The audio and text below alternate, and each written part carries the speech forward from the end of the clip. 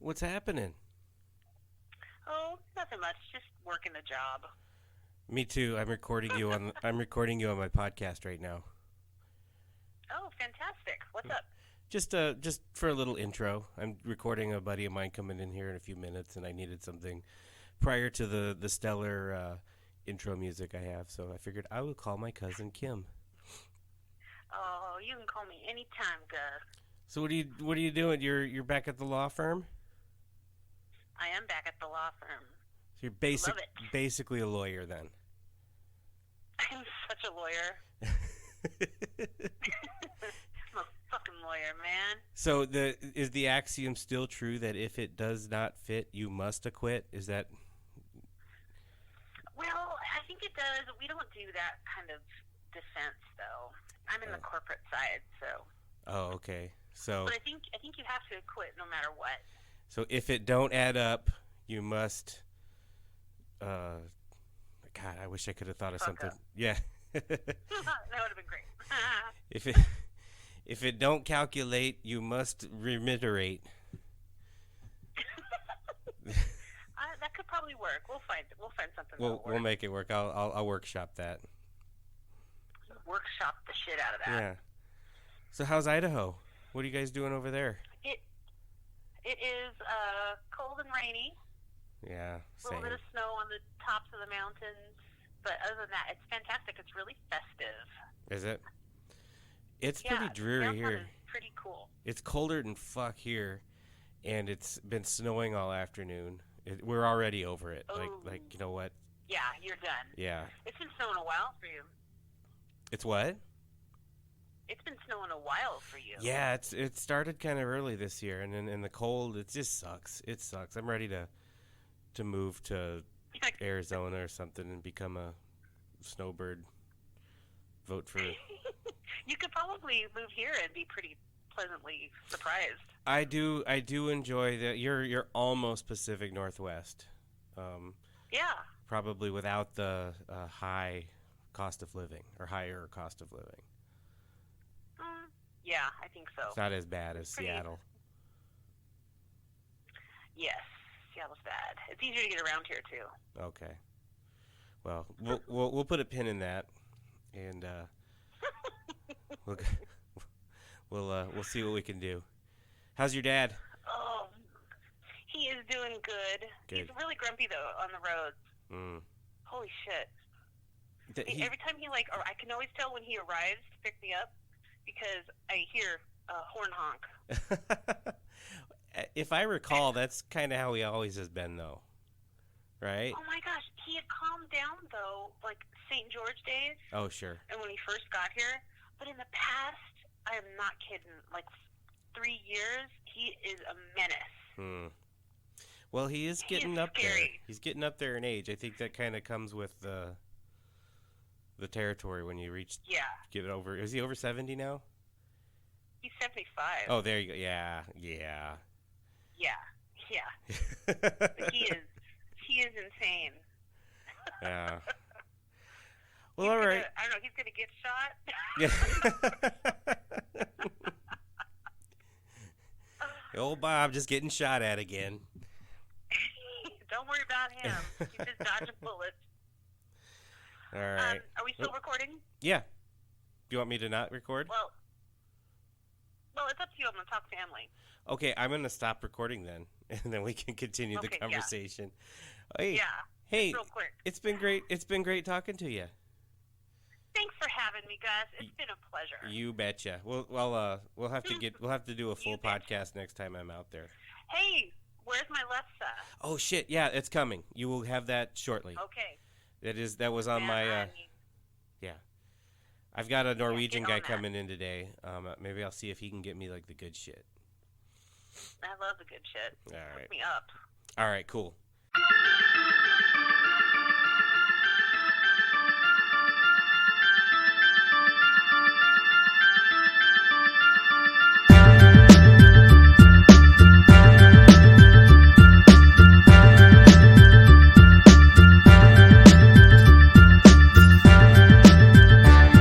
Awesome. There it is. We're running. Here we are. Yeah, we're going. What's up, Nate? Hey. It's been forever. It has been. Mr. Christianson, Nate Christianson. We've been up to, man? A lot. I've been up to a lot, I guess. Yeah? Work takes enough. Yeah, you're over at the brewery, right? Yeah, day job. Okay. Over at the. I know about all that. Right at the brewery up the road here. Yeah. But yeah, and that takes up a lot of. We've been working 6-7 days a week. A lot. Pipe fitter over there? I am. Okay. Yep. So, I been there for a dozen years. Yeah. Strictly for the plant.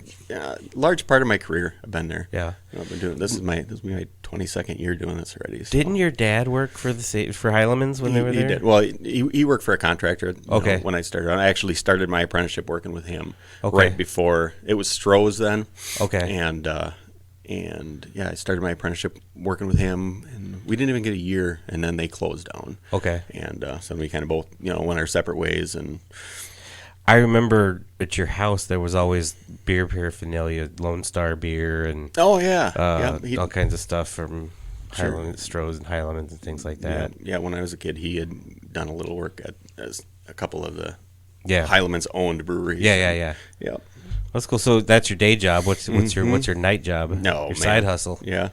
Well, right now I'm putting a building up. So you said I dabble with blacksmithing. Yeah.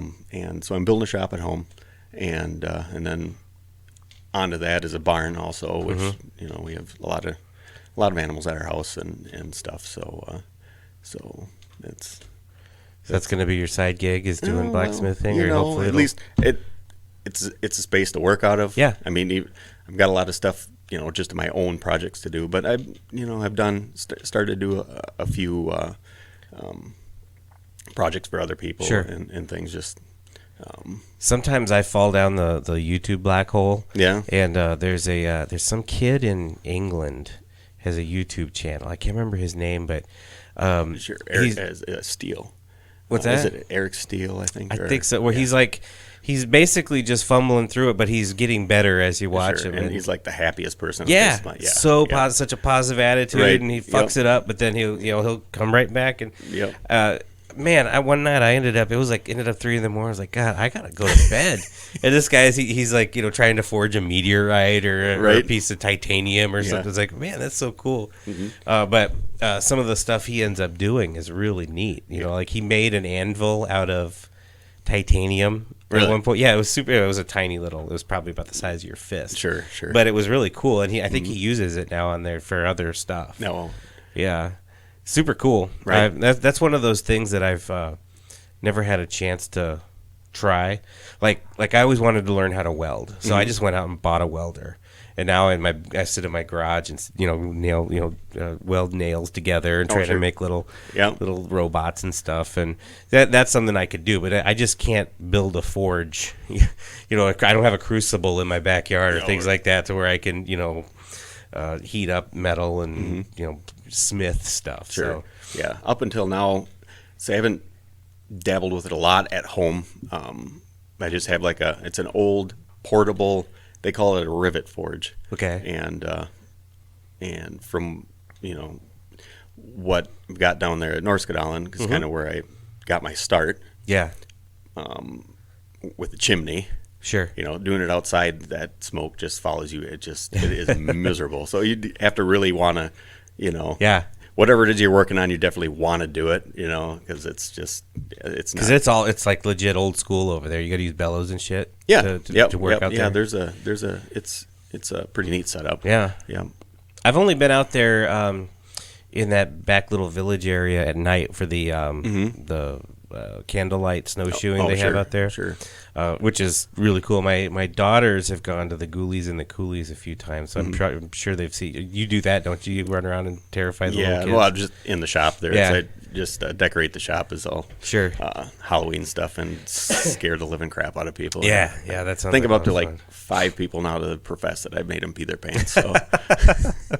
Well, Christ, you're what, 6'6"? Jesus Christ, I haven't seen you forever. You're tall. Never broke 6 foot. Didn't you? No way. No. I guess I'm so short. I never. Sure. Never thought of it. Steel toes too. So okay. Yeah. Yep. Huh. Well, that's cool. Well, you're looking good. Thanks, bro. Yeah, it's been. I know the last time I saw you, we ran into each other at Home Depot. Yes. Like physically, we talk all the time on Facebook and shit. Mm-hmm. But, just sending silly memes and stuff. But, right. Yeah, I saw you that one time, and it took me a minute, and then I recognized the voice. I get that, and it's almost a game. It's gotten to be anymore because I'd run into Matt Rhodes from high school, and went up and I was like, "Hey man, how's it going?" And he just kind of gives me the side eye, like, "Good." Yeah. And I get a little closer and I'm like, "Yeah, that's a nice tattoo you got there, man." And he just kind of looks, and I just smiled, and it took him a second, and he finally, I was out in Black River, and I popped in to say hi to him, and he's doing great out there. He's selling insurance now and fucking killing it, I guess. Yeah, he's doing real good. Yeah. Oh, Matt, he's funny as ever, just how he always was. But sure. He's doing really well. Shout out to Matt. Hey, Matt. Yeah. Hey, let me do something real fast. We have a sponsor on this show, and it's Christo's Taverna right across the street over on 3rd Street. And let me tell you something, guys. It's almost Christmas, and you want to get that present that nobody else is going to get. Something that you're going to be seem thoughtful and exciting. Go on over to Christo's Taverna, get you a beer, then walk next door to that foreign place. So you can walk right in between, you don't even go outside. That foreign place has all these imported gifts, imported food and beverages. You can get Scotch whiskey. They got Macallan 12, I believe, in there. They might even have the 18. I'm not sure. But you can get Macallan Scotch. You can get Japanese whiskeys, some really good Japanese whiskey. It's great. Plus, ask Robbie to show you the stuff for the ladies. She's got jewelry. I get little things for my wife there all the time, earrings, necklaces, and stuff. Not a lot of money. They're imported. They're great. You're gonna be the hero when you bring home something that's imported and really cool from that foreign place. Then bounce right back over to Christo's Taverna and order you a appetizer, order you a nice little drink, have a nice evening. Take your lady there for a night out if you need a break from the holidays. Christo's Taverna over on 3rd Street. I like to say it's a world away on 3rd Street. And they provided the alcohol that Nate and I are sampling this afternoon. We got some nice dark beers. And, so get a chance. Patronize that foreign place and Christo's Taverna over on 3rd Street in downtown La Crosse. Fantastic. I had actually stopped in there a while ago myself and talked to Robbie. Oh, yeah? And ended up buying some olive oil from them. Yeah. That's good shit. And it really is. And it has a different flavor. And the thing about Greek olive oil is they're it's a little more honest about what's going into it than the stuff that you would typically get from someone that says it's extra virgin olive oil. Yeah, it might not be from. And the stuff she sells over there, it all comes from one family, and it's been like the same family for since olden Greek times. On the same hillside and everything, and really, really cool, really great stuff. She gave me a bottle of that for. I did some work for them, and she gave me a thank you. So I like to take, I'll just dip it in the dip bread and eat it just like that. Man, that's good stuff. Good stuff. So cool. That's awesome. That. Oh, you got your own bottle opener? No, I don't. I've got one here for you though. Oh, yeah. What's that? That's awesome, man. You bet. Is that made? That's like a railroad tie, or is it just a piece of iron? Just a piece of iron that I. No kidding. That's awesome. Yep. It's a little heavier duty than the little luchador one I got over there. Yeah, a little bit. Yeah. But yeah, it was your partner Dan. Yeah. He had said something when you gave me a shout out there about making a ceremonial dagger. Oh yeah, he wants to. Not really into the Dungeons and Dragons. Well, the means of murder. It's not high on my priority list of things to make. Making double-headed battle axes or anything over there. That in the younger days, sure. kind of that. But now it's just a little more useful. Yeah. You know what I mean? Yeah. Person's going to take the time to do it. You want to be able to get some use out of it. Yeah. No, that's awesome, man. Thanks. You bet. I'll have to take a picture, put that on the website. That's super cool. So. And this is Sierra Nevada Narwhal. I would suggest it. That's good stuff, huh? It is good. if you're into the stouts, which is tasty. Yeah, this time of year is good. Yep. Like it makes you feel kind of cozy and have a nice stout beer. And that's kind of what we're about here, is just trying to, the catchphrase I've been sort of toying with is sophisticated yet salty. Because especially if you listen to the one I just posted today that I recorded yesterday, I had a little bit of a head start on Jamie, so I had a couple beers in me before he even got here, and so we got a little, you were in the Army, the kind of the military saltiness came out. Sure. We were solving all the world's problems, and Oh, I forgot. No, thank you for your service. Oh, thanks. Same here. Throw that out there. Yeah. That was kind of our joke, because what did I do? Oh, I have this jacket I wear sometimes. I call it the "Thank Me for My Service" jacket. Mm-hmm. It's got all the patches that I collected over the years in the Navy, and it's gaudy. It's a flight jacket for one, and it's got all flags and campaign patches. So I wore that in the office one day, and Dan was like, "Jesus, thank you for your service much?" I'm like, yeah, damn right you're gonna tell me that. So that's kind of our little inside joke. But yeah, I do appreciate it, and right back at you. Yeah, I didn't do much, but yes. Well, cool. So you're just kind of doing it all right now. You're doing pipe fitting, and you do your blacksmithing stuff. How's the family? You got a couple girls, two girls, three girls. Okay. Yeah, doing very well. Yeah. Yep, they're doing good. We've got one in each school now. We got elementary, middle, and high school and stuff. So yeah, end of the month we're going to be starting with driving lessons and all that. So I got one left to go through driving, and we only had 1 year where we had one in every grade. Actually, did it? No, that's not. So Anthony, my oldest, he's in college right now. He's 19. I think when he was a junior, my middle daughter was a freshman. So there was two in high school, one in middle school. Sure. So that was fun. But yeah, I only got one left to go driving, and wow. Only got my middle daughter will be a senior next year, and youngest will be a junior. So we're getting close. Empty nest, baby. It's amazing how fast the time flies. It's just right? ridiculous. Yeah, it really is. We talk about that all the time, but yeah, it's something.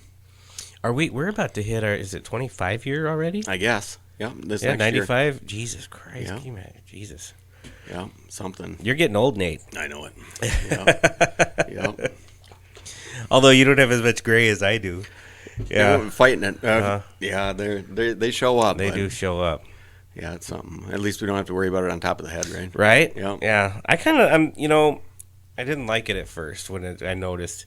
What happened was we were in El Centro, California, and one of the girls in my shop, we would have cookouts at night when we weren't working, and she got drunk, and we were all drunk, and somebody was cutting their hair. She grabbed the clippers and shaved her head, no guard, down to nothing, and military regulations, faddish haircuts are prohibited. There's G.I. Jane is not a thing in real life with that type of haircut. So we were all freaking out. What are we gonna do? Because she was cool and we didn't want to get her in trouble. So all the dudes in the shop, we all shaved our heads. Now we're uniform. So we got off on a technicality. Technically, we were all uniform. It wasn't a fad. We all had the same haircut. Well, right after that, I had that big black full head of hair. That when it started to grow back, even there was a little bit of stubble. I could see the line. The Friar Tuck line. And I'm like, there's no way. And I thought if maybe it's a tan line from wearing a hat or something. I was in so much denial. So I let it grow back, and it was never the same. It was always thinner. It started thinning more and more on top. And sure. So finally I was like, to hell with it. I'm just going to start shaving it. But luckily I don't have a misshapen head. And it works for me. So sure. Yeah, my problem is I hit my head a lot. Oh, sure. And so yeah, it shows the scars. Shout out to brain damage. Yeah. I had a job for a couple of years down in Georgia, and I have to wear a hard hat. But inevitably, you forget to put that hard hat on one time, and that's when you're going to bang your head on a I-beam or something like that. And I've got a few scars up there, too. Yeah, and that's being in the trades, that's one great thing about where we're at here is there aren't any. We don't have to wear hard hats working at this place. So oh yeah. But then again, it comes at a cost too. Sure. Well, I can't believe you don't have any kind of like union guidelines. Or you're in union over there, right? Yeah. Totally. Yeah. So you don't have to go by OSHA safety standards or anything for hard hats or. No, or at least not for the plant itself. Oh. But it's there's a large amount of safety that goes on. Sure. But, okay. I mean, if you're doing something heavy or you have a crane, then you of course have one on. But, sure. That was always funny to me. We're doing heavy overhead work, lifting a 40-ton rooftop unit or something. You better get that hard hat on. Get that bean bucket on because that's really going to help. I mean, I suppose if you walk into it, it'll help, but not if it comes loose. And I guess at that point, it's just there to help them identify you. Right. Yeah, that's his hard hat in that red spot on the ground. Oh man.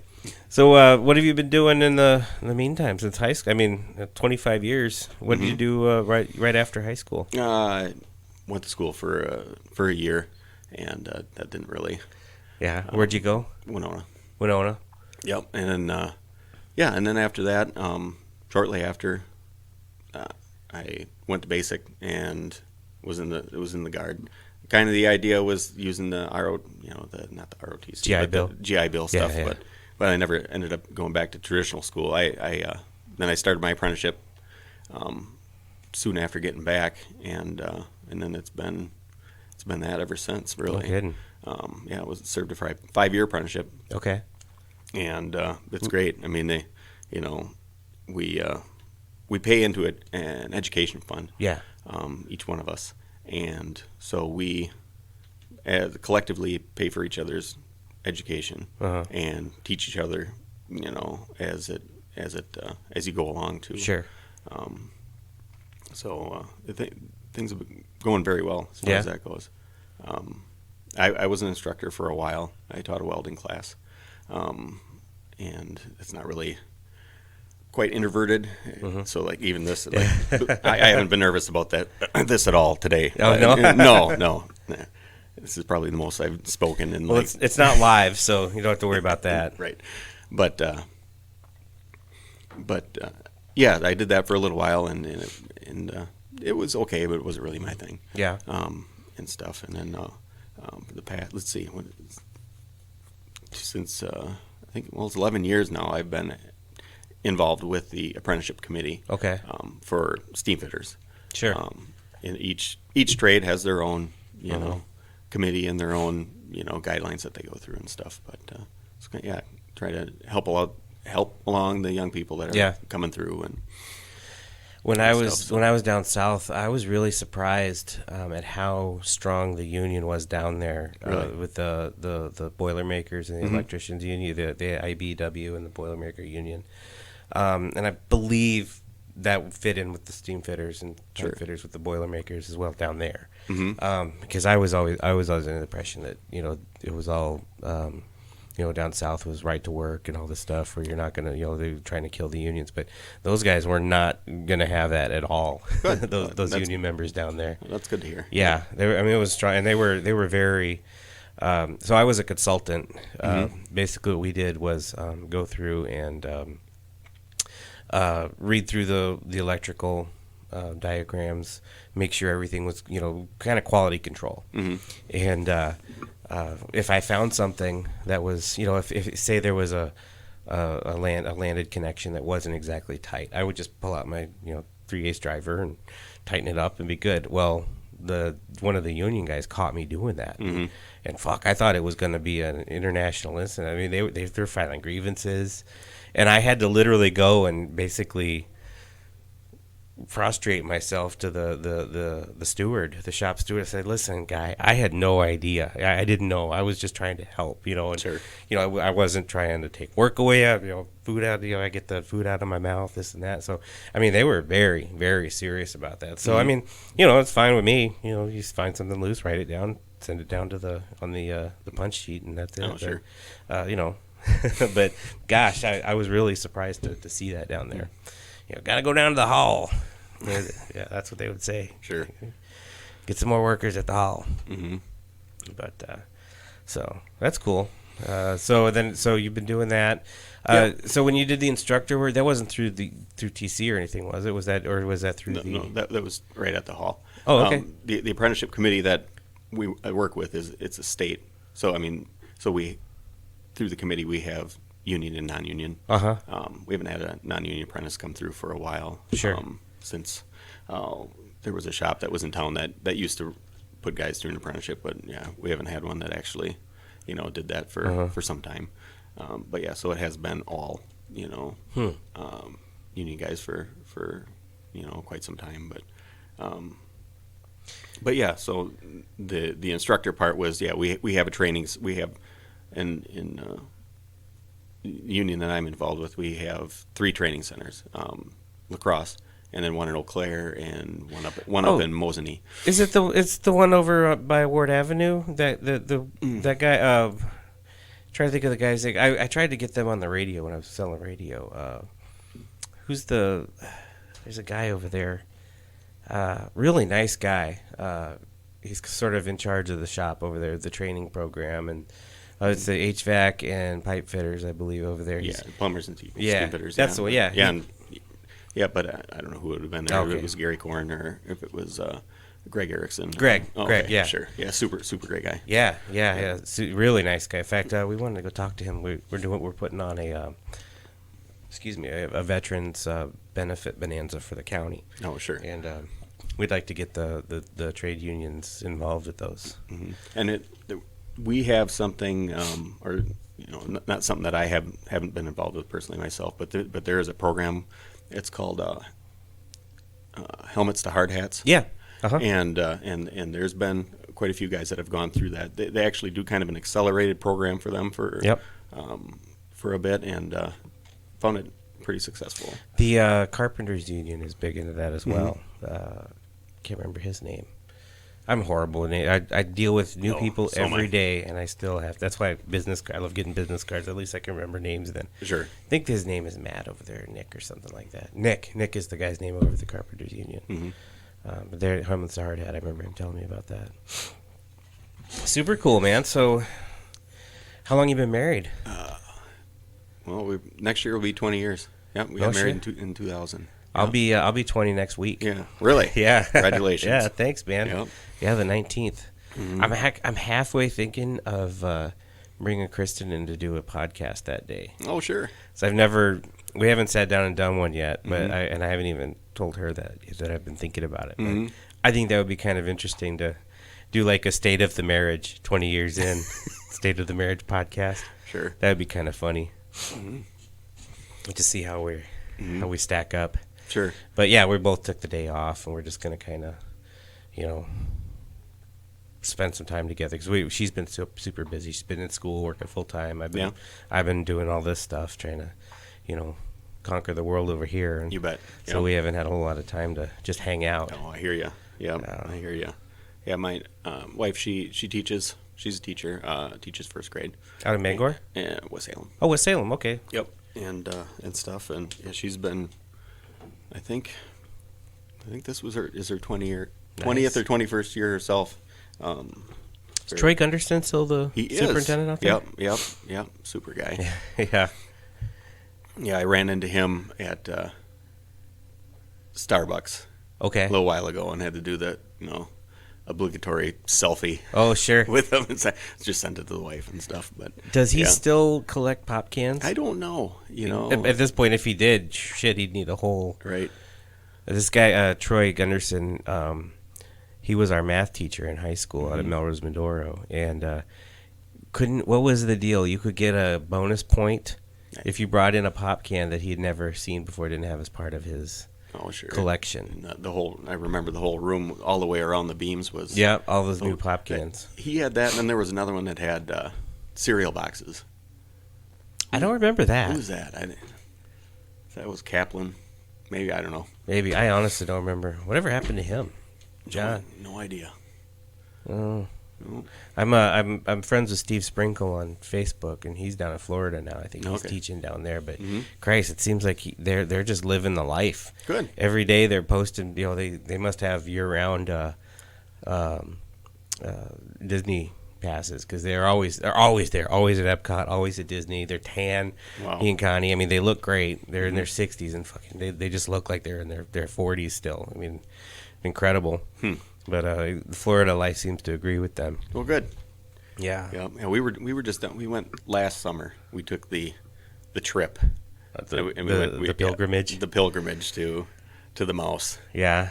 And more so, Universal for me, but but and the kids too. But I mean, Disney was it was okay. Yeah.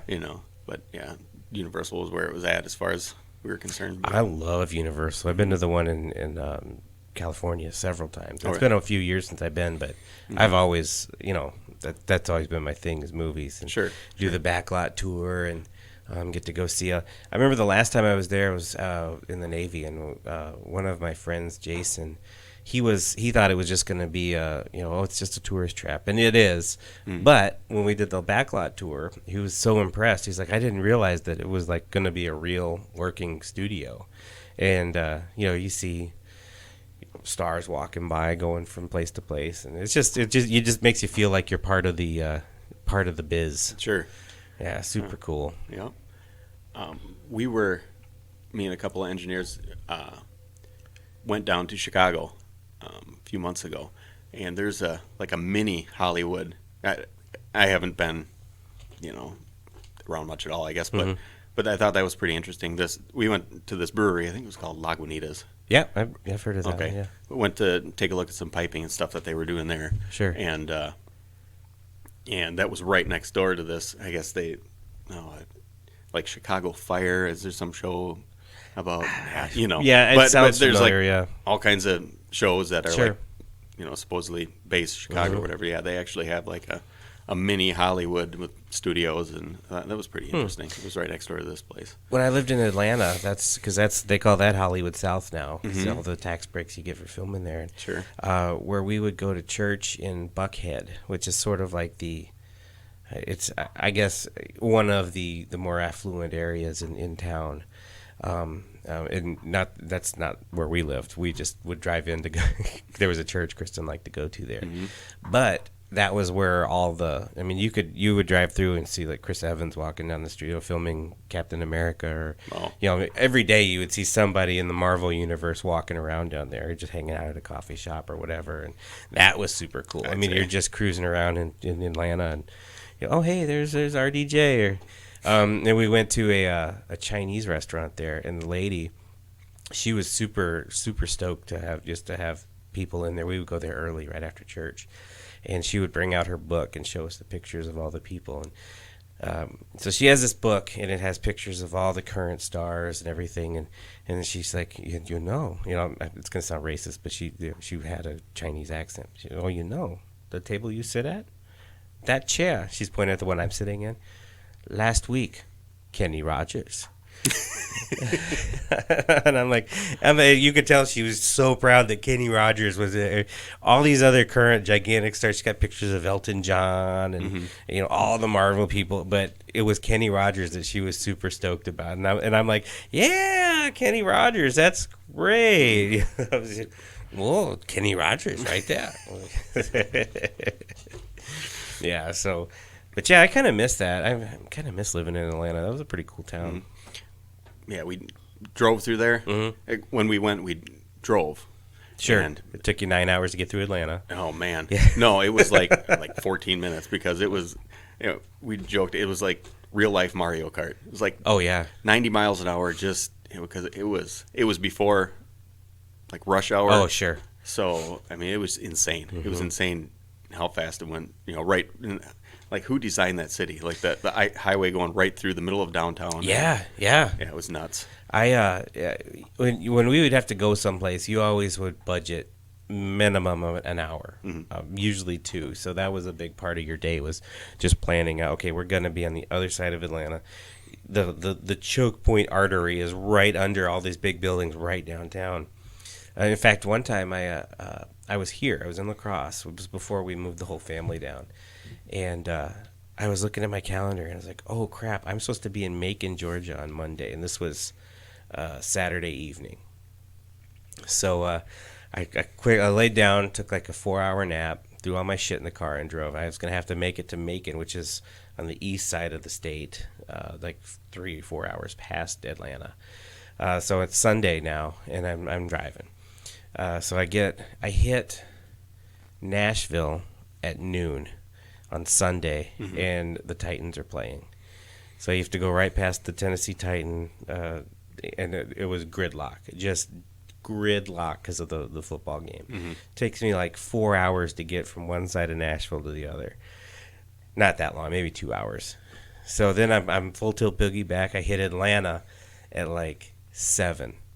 Sunday Night Football. Falcons are playing, and it was like Falcons and Patriots or somebody huge. So I mean, and the whole city was just ground to a halt. So then now I have to sit there and wait even longer because normally it's going to take you 2 hours to get through Atlanta. So I ended up getting to Macon like at 4 in the morning. Went in, crashed for 2 hours. Then I had to go work at a power plant all day. God, that sucked.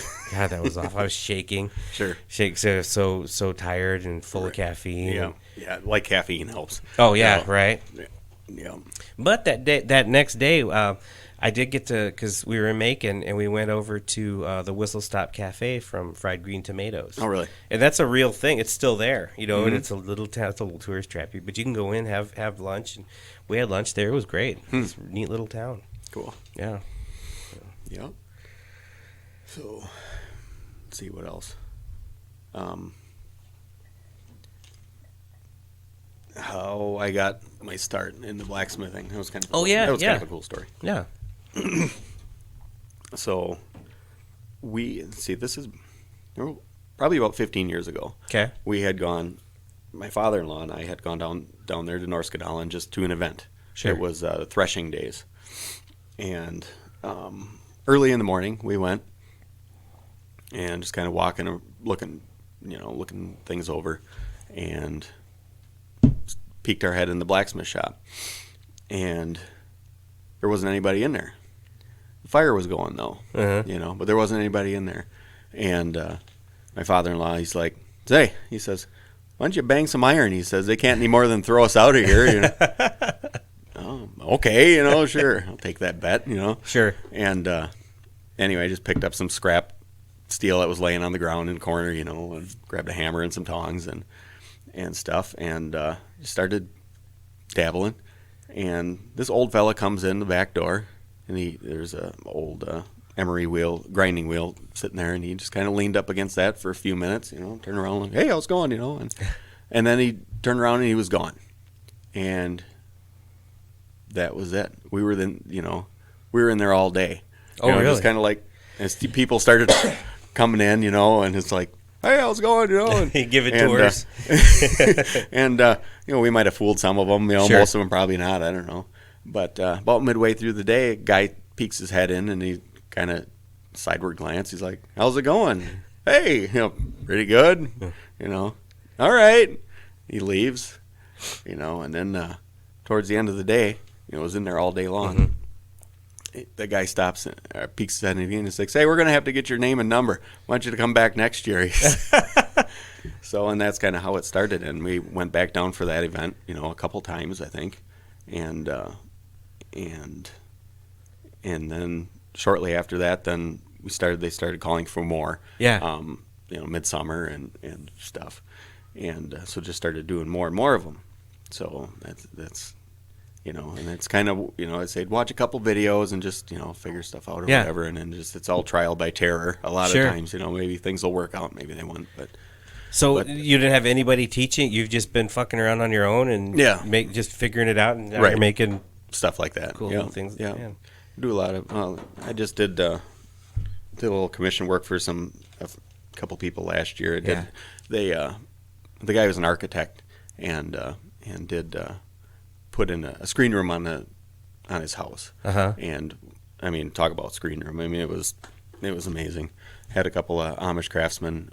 It was all like timber framed. Oh, sure. It's really neat. But called me up and wanted some hardware made for this custom made screen door for this. And so I made some great big strap hinges and handle and things, and they're pretty happy with it.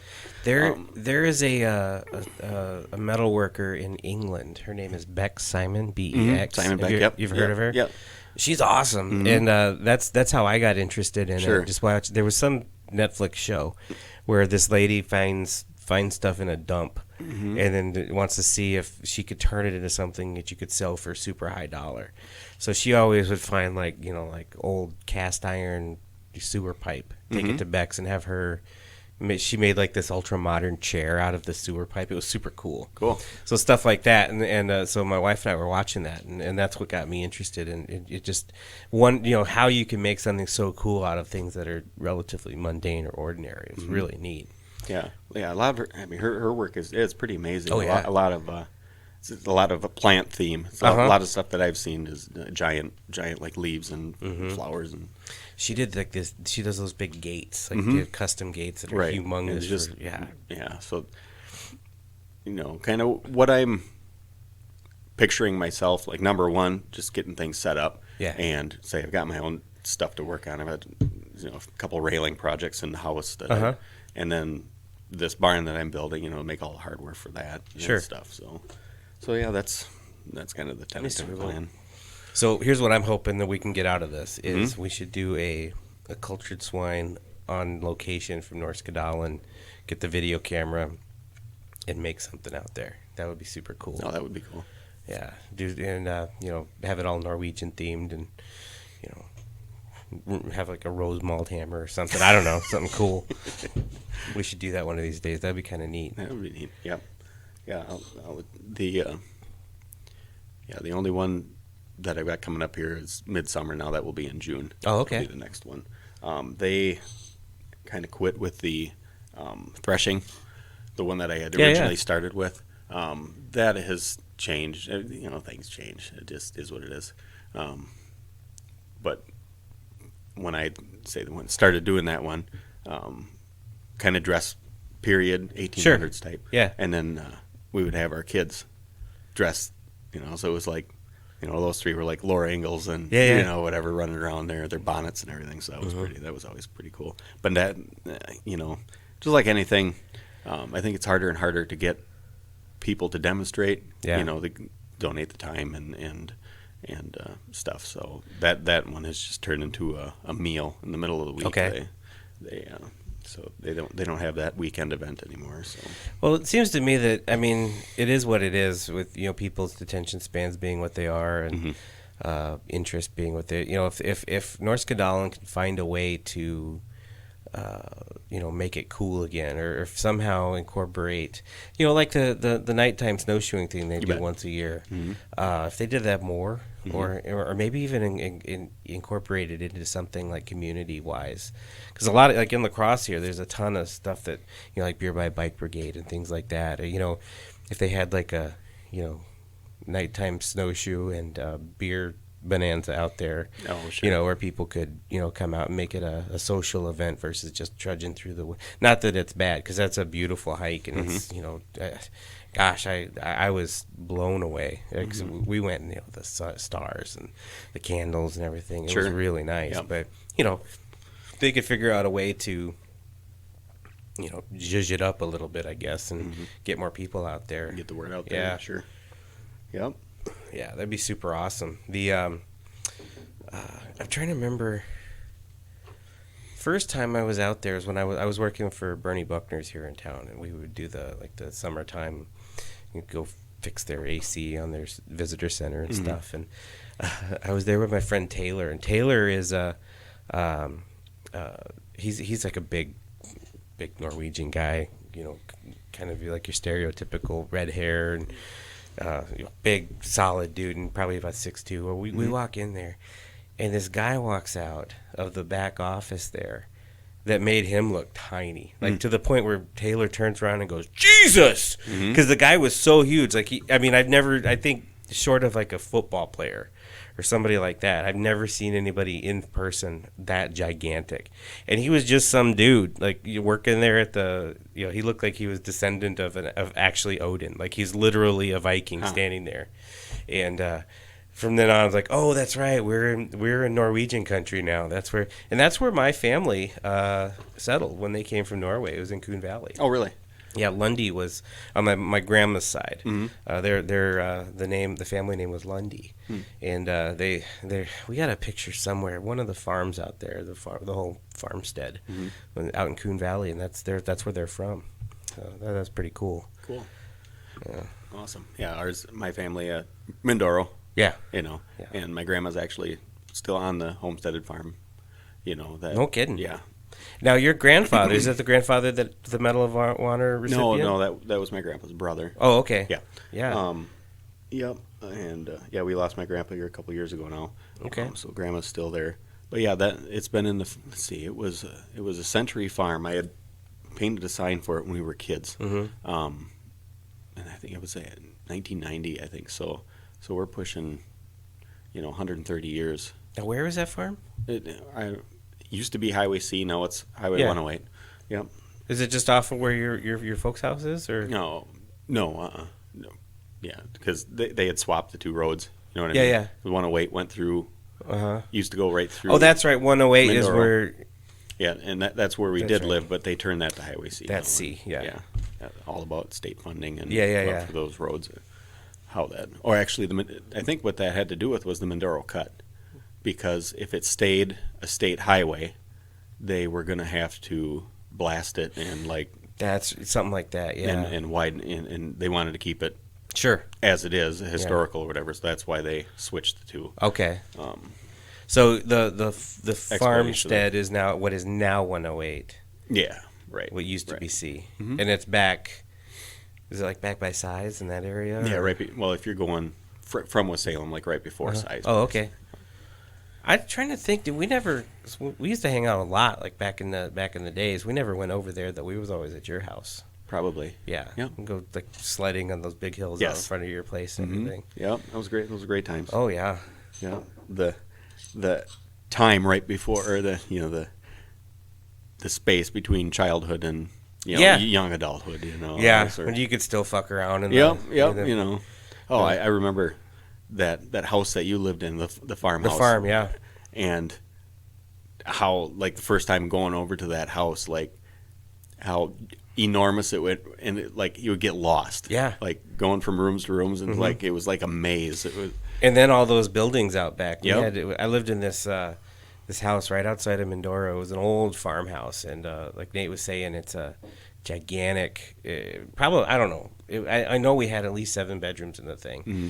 And it was 2 giant barns, milk parlors and all this stuff, the corn cribs, and God, we would just for days cruise around out there. And then that one little building that was right next to the house, and of course, having just met you guys, and your mother had more of a southern accent, I think, and something about oil. Look out for that oil there. Oh, oil. Yeah. What?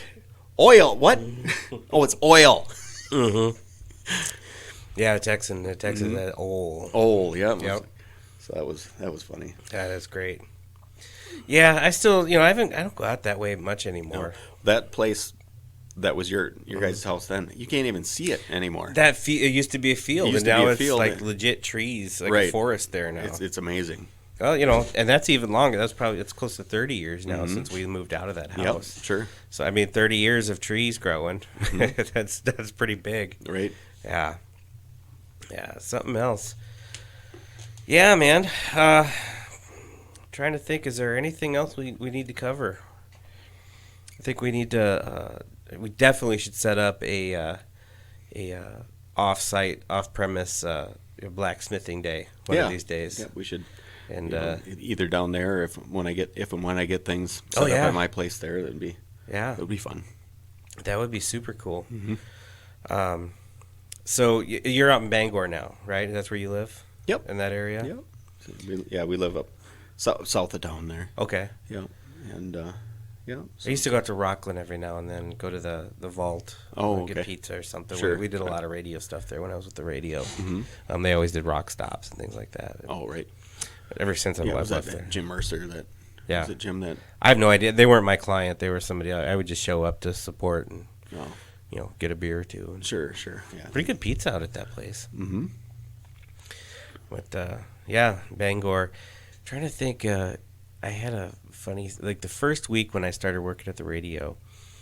It was Oktoberfest week here. So when you first start doing the sales, you got to make you have to have X amount of numbers before you otherwise you're getting canned. So I couldn't fuck around downtown for Oktoberfest, but Sure. I couldn't prospect in town because it was crazy with Oktoberfest. So I drove out to Bangor. Okay. And I'm hitting up those businesses out there, and everybody was being so weird. It was so there was a vibe in the town. Well, it turns out there was some big funeral. Somebody very important, or somebody young had died or something. I can't remember the story. But when they were basically closing the town down so everybody could attend this funeral, and I'm like, well, I'm gonna get the fuck out of here then. So I'm driving, and I take a turn down one of those side streets, and I head down. I'm not familiar with the town. It's been years since I've been there. Heading straight down, and I end up dead end in front of a church and a cemetery. Okay.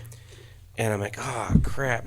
So I start to turn, and as I'm backing up, I look up the road, and there's a whole line of cars. I had jumped out in front of the funeral procession, and they're all coming to this church, and this. So here I am in my Nissan, trying to do a 90-point turn to turn around the other way, holding up the entire town for this funeral. And I'm looking, and I just felt like shit. Right. That in Austin Powers when he's trying to turn around, and that's what it was like. Yeah, just back up for it. And it felt like an hour. I mean, I'm sure it was only a couple minutes, but in the meantime, you see the guy sitting there in the car, the hearse is right there looking at me like, where's this? I just wanted to shut the car off and run. So then the only way I had to pull off to the side so they could all go past, and everybody's just mean mugging me as they're driving. Oh my God, probably one of the top worst things in my life, the most embarrassing. And I just tucked my tail and got out of town. Sure. Bangor. Yep. Apart from that, I was the only other time I would go there was when 20 years old Tony Berg going up to the bowling alley or whatever. Oh sure. Yeah. Doing all that. Yeah, haven't. Well, it's actually for sale now. I don't know if it's. I think it's still open. Is it? The bowling alley there, but Bangor Lanes. Right. But oh man, we used to go there a lot when we were kids, and Sam and Tina and all of us, Lance and Jesus would go over there and bowl on the weekends when we were kids or whatever. I've never been there since. Yeah. But I haven't been bowling in ages either. Right. It's one of the things. It's kind of like, how did we have all that time for leisure? Back then? Where did leisure go? I think it went. It turned into just going to sleep now. Right. Yep. Something. Yep. That's how I feel. Man, end of the day, I mean, I don't do physical labor anymore. But even sitting and trying to, my mind's always working. You gotta figure out new ad campaigns or new ways of approaching something. You're just mentally exhausted at the end of the day. Sometimes I can't even watch TV. We don't have cable or anything. So I just want to just sit. Sure. Sit in the quiet. Read a book or something. And then be to bed I don't think I've been to bed after 9:30 in 10 years. Wow.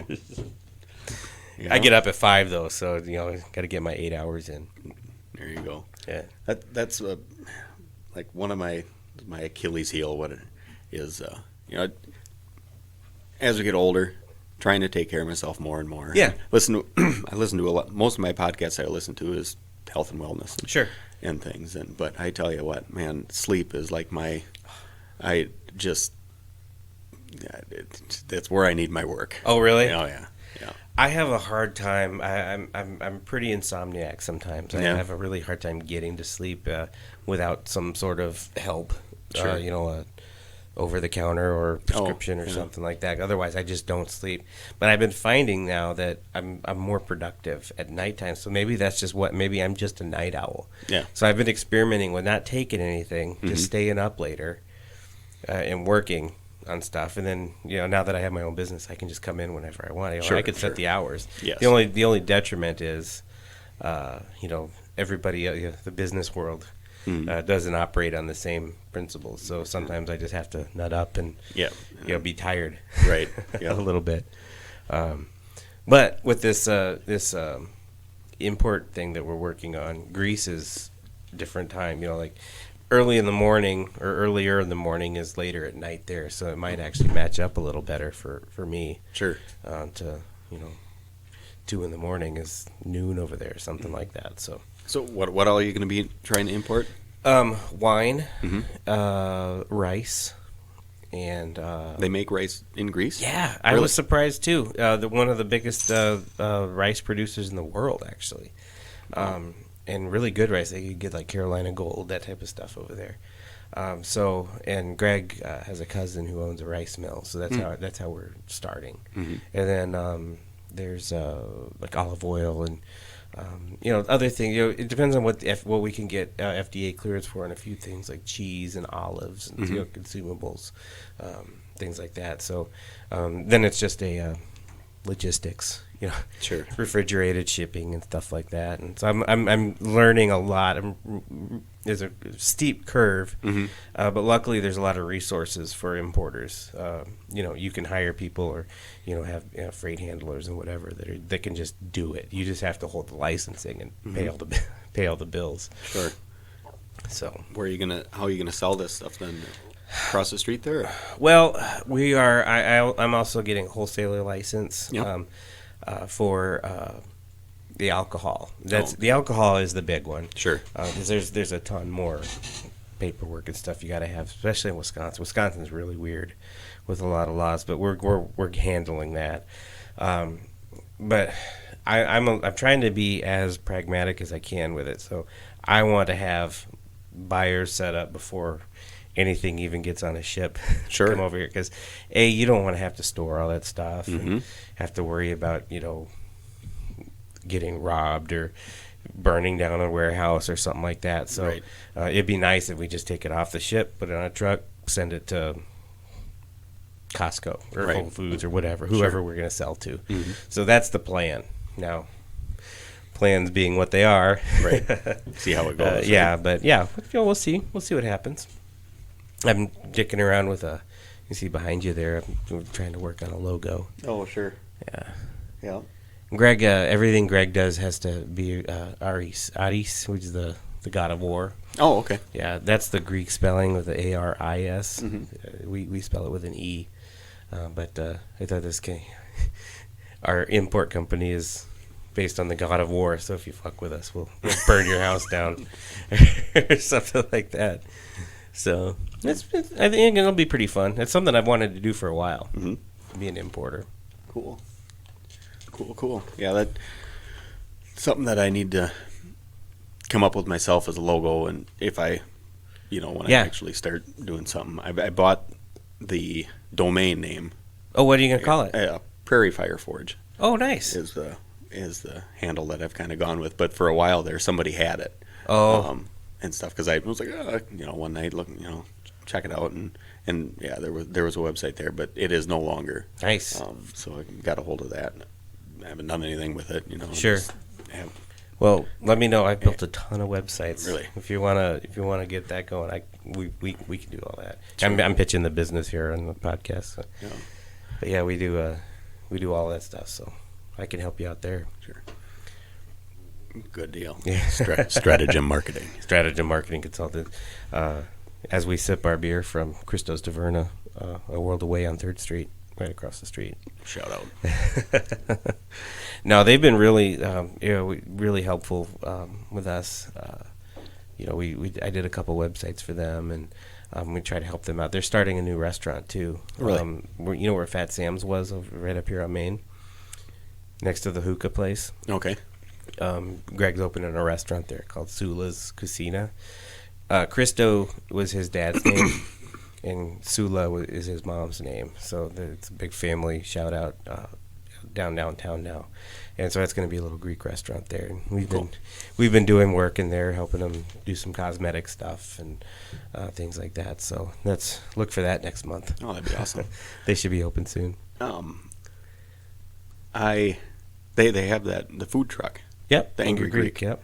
And I've always wanted to try it. Yeah.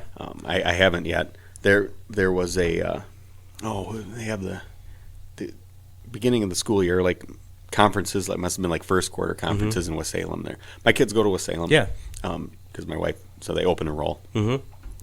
Just because her working there, and then her parents, live a block and a half away from schools there too. So it was a better fit. But yes, there was conferences going on, and they bring all these food trucks. Yeah, I was there. I was in the food truck that day. You were. Yeah. I met you coming down the street, and because the kids and I had to run into Unalaska, and I'm like, I'm pretty sure that was guys. He had the hat. Oh yeah. Yeah, I was driving it. And what type of hat is that you wear? It's a. Well, I was probably just wearing a baseball cap that day. It looked like the old newsy type, or the Scully cap. Scully, okay. Yeah, I doubt I was wearing that one. Sure. Because it gets so hot in that. No, okay. That's a wool hat. Oh, sure. But yeah, that was me. At the beginning of the summer, Greg had a crew working that, but they quit. Sure. And so he was stuck, and I'm like, well, I'll help. I can cook. And so I basically all summer, every weekend was helping him out on that truck. It's actually a lot of fun. Yeah. I really, it's not hard. Not a lot of complex math involved in selling gyros, but sure. I just work that grill, and it to me is relaxing. You don't have to worry. You just sit there, and I usually work the flat top and just cook the pork all day. And is it pork? Yeah. Or do they have lamb too, or just pork? I guess. Okay. That's how they make it in Greece.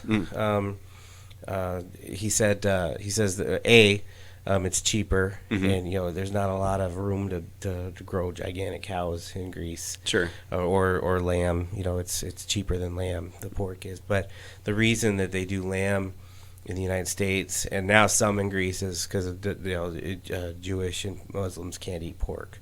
So a lot of different religions start changing it. So you just change with the times. But traditionally, if you were walking down the street in Thessaloniki, you're getting a pork gyro. Oh, that's how they make it on the street there. Cool, and it's delicous. So good. Yeah, I'll definitely have to hit them up. Like gyros and burritos, that's my jam. Oh yeah, man. I'll be stopping tonight and picking one up, because it's Thursday, and nothing better than having burritos for supper on Thursday is having burritos for lunch tomorrow. That's the thing that we do on every Friday. Where do you get your burritos? BA. Oh, okay. That started out Ryan Johnson. Yeah. Started out own them and stuff, and just started out just to help patronize him, and I know his parents quite well. Okay. His dad does the crop work on our property and stuff, and he owns the building that Christos Taverna is in. Oh, really? Yeah. Okay. But so we just kind of started out like that, and then it's just gotten to be just weekly. Yeah. It's like the one thing we look forward to. My weakness, my kryptonite right now is the Burritos House burritos. Yeah, I've never been there. Oh my God. Yeah? Yeah. Okay, so that's where I'm stopping tonight then. Usually I would go to by Best Buy there, Brachos. Oh, sure. Yeah. No. Oh my God, I get the pork burrito over there. Mm-hmm. Anything's good. It's a real simple menu, and it's clean, fast, inexpensive, but so good. I mean, it's hard to describe. And again, they're not a sponsor, but if they were, I would do it for free because they're that good. I think they're the best burritos. Not the best Mexican overall, but the best quick burritos. The tacos are really good too. Sure. I like the chorizo tacos they have. Cool. Well, if I stop by there, I'll give Stratagem Marketing a shout out, and maybe you'll have a new sponsor. He makes his salsa fresh. Too. Really? They got the salsa in the bottles, or you can get them to go. And it's really, really good stuff. Cool. So, we have a lot of good Mexican food here in town. Yeah. Yeah. I've been talking to Rebecca over at Iguanas. I want to get her in here to do the podcast because she's super cool. And have you eaten there? No. Iguanas? Oh, man. Where is this now? State Street. You know where Kate's used to be on State, down by the campus? Like State and 17th or 18th down there, where it angles off in front of the Eagle's Nest. Oh, okay. Right there. Used to be the Mint. Now it's Restore Public House or something. Right next to that is Iguanas. It's a tiny, like the dining room is about the size of this room we're in, and like real good, authentic Mexican food. So good. Their fish tacos are amazing. Yeah, it's the second time I've gone off about how great Iguanas is on this podcast. But oh, really? Yeah, they know their shit. Her husband works for Honda or somebody downtown, like full time, but their kitchen crew, they're all from Mexico, and it's all, I mean, legit, straight up great Mexican food. Cool. Probably one of my favorites in town. Yeah. Have you? There's another one. It just hitting up all these runs in Sparta though, like on the main. The main drag there. It used to be looks like it was like an old ice cream stand or something at one time. I don't even know what the name of it is. I've seen that one. But the same thing though. It's just an authentic family. But yeah, their burritos are just amazing there as well. I go there to that little Mercado in Sparta to get my corn husks, and when I'm making tamales, I'll get the masa and stuff there too. Because it's, you want to get the real shit. You can get it at Woodman's, but part of the experience is going to the real Mercado and getting the real stuff. I love making tamales. It's one of my favorites. I'll have to look that up too. Well, dude, you made it. It's been an hour. What, Can you really? believe that? Yeah. Wow. 1 hour and 1 minute. Isn't that crazy? It is. It goes by in a hurry. Well, thanks for coming. Indeed. Yeah, we'll need to. I'll try to get this posted tonight. If not, I'll be posted tomorrow morning. Sure. And we'll maybe do this some other time. Maybe we get into some blacksmithing talk, or that would be something. Yeah, maybe talk about movies or something. So you still got you still into comic books and superheroes and stuff? Yeah, you're the guy who started me into it. You had me interested. Walden Books back in the day. Oh shit, yeah. That was the only place to find them. But not so much. We had the comic book store down here in downtown. That's right. It was where the tattoo place is right now. Yeah. Well, no, it's up. It's on Main. Yeah, just right up here now. Yeah, it's on. Yeah, it used to be in where Twisted Skull is, and then they just moved over to just right up the street here. Yeah. So I'll stop in there a couple times a year and just browse, pick up a couple things or whatever. But yeah. Cool. Well, awesome, man. Well, again, thanks so much for coming. This was fun. This was fun. We definitely need to get together more often. Yeah. Maybe off microphone, so you're not as nervous. Who, me? Come on. Well, cool. All right. Well, Nate Christianson, gentleman and a scholar, and I think a true cultured swine, brought me an awesome bottle opener, and we enjoyed a dark beverage and eggs too. Eggs. Oh yeah, I got eggs. That was. I guess we didn't even get into it, but our critters at home. But my kids have got. You'd have to ask the middle one, Danielle, but I think the number's at like 38 chickens right now. Yeah. So no wonder you got plenty of eggs to give away. We have plenty of eggs. So I say that. And peddling eggs, they do the most of it, but peddling eggs, the first ones are free. And, it's like a crack dealer. Man, get some of them eggs. Got some of them. Well, and then I sell some down at a few office people down at work. Okay. And Angie, the one that I sell to, she said that her husband's like, because I hadn't the hens have been in a molt.